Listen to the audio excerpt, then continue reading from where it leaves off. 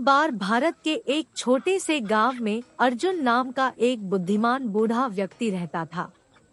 वह पूरे देश में अपनी गहन बुद्धिमत्ता और सचेत एवं पूर्ण जीवन जीने की क्षमता के लिए जाने जाते थे।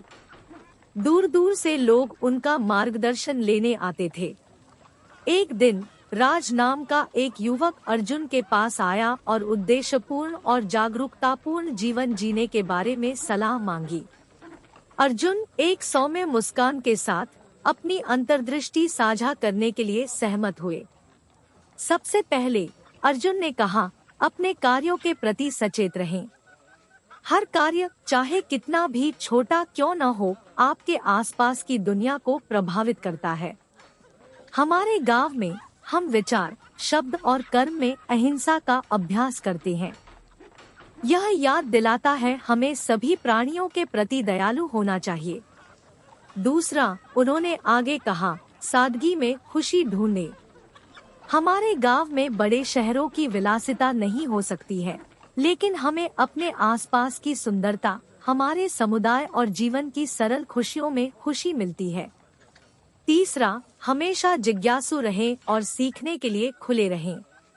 चाहे वह प्राचीन ग्रंथों से हो, गंगा की लय से हो या हमारे बुजुर्गों की कहानियों से हो, हमारे चारों ओर ज्ञान है।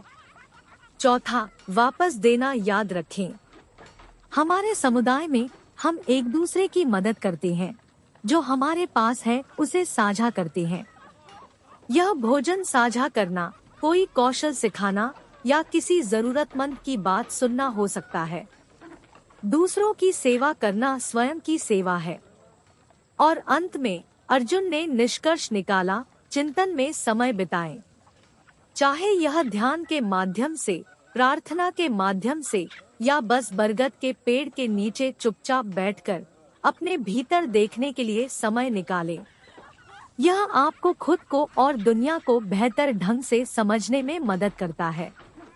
राज ने हर शब्द को आत्मसात करते हुए ध्यान से सुना।